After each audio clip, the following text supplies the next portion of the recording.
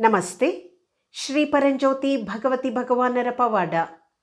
ನಾನು ತಮಿಳುನಾಡಿನ ತಿರುಚಿರಪಳ್ಳಿಯ ನಿರ್ಮಲಾ. ಕಳೆದ 10 ವರ್ಷಗಳಿಂದ ನನ್ನ ಪತಿ ಸೋರಿಯಾಸಿಸ್ ಕಾಯಿಲೆಯಿಂದ ಬಳಲುತ್ತಿದ್ದರು. ದಿನದಿಂದ ದಿನಕ್ಕೆ ಅವರ ಚರ್ಮವು ನೋವಿನ ಗುರುತುಗಳಿಂದ ಕೂಡಿರುತ್ತಿತ್ತು. ಸಾಧ್ಯವಿರುವ ಔಷಧಿಗಳು, ಲೇಪನಗಳು, ಹೀಗೆ ಎಲ್ಲ ಚಿಕಿತ್ಸೆಗಳನ್ನು ಮತ್ತು ಅಸಂಖ್ಯಾತ ವೈದ್ಯಕೀಯ ಸಲಹೆಗಳನ್ನು ತೆಗೆದುಕೊಂಡೆವು. ಭರವಸೆ ಚಿಗುರುತ್ತಿತ್ತು, ತಕ್ಷಣವೇ ಕುಸಿಯುತ್ತಿತ್ತು. ಯಾವುದರಿಂದಲೂ ಶಾಶ್ವತ ಪರಿಹಾರ ಸಿಗಲಿಲ್ಲ.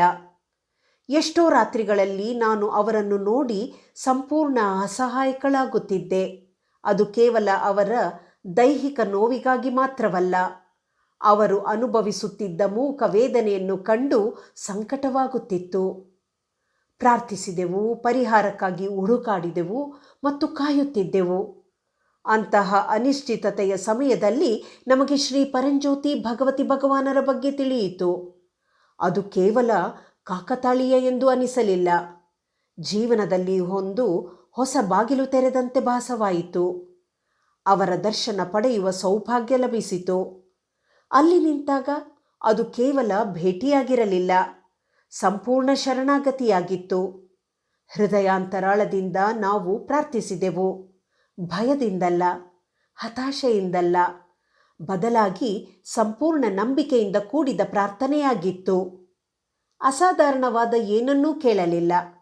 ಕೇವಲ ಅವರ ಆರೋಗ್ಯ ಸುಧಾರಿಸಲಿ ಎಂದು ಸರಳವಾಗಿ ಪ್ರಾರ್ಥಿಸಿದೆವು.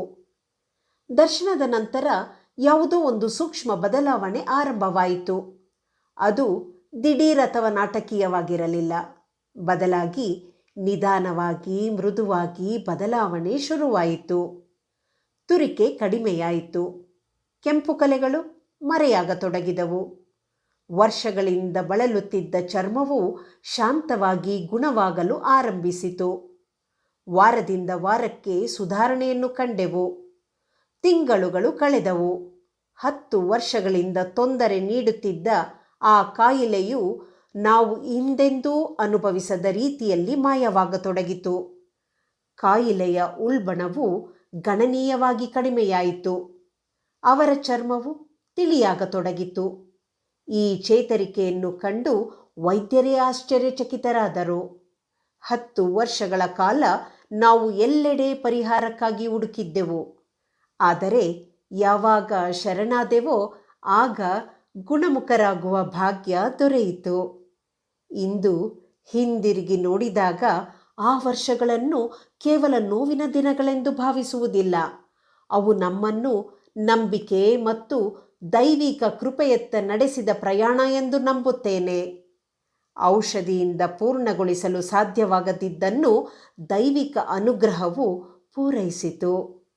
ಈ ಸುಂದರ ಪವಾಡಕ್ಕಾಗಿ ಶ್ರೀ ಪರಂಜ್ಯೋತಿ ಭಗವತಿ ಭಗವಾನರ ದಿವ್ಯ ಪಾದಾರವಿಂದಗಳಿಗೆ ಕೃತಜ್ಞತೆಯಿಂದ ತುಂಬಿದ ಹೃದಯಗಳಿಂದ ಅನಂತ ಪ್ರಣಾಮಗಳನ್ನು ಅರ್ಪಿಸುತ್ತೇವೆ ಮತ್ತು ಸದಾ ಚಿರಋಣಿಯಾಗಿರುತ್ತೇವೆ.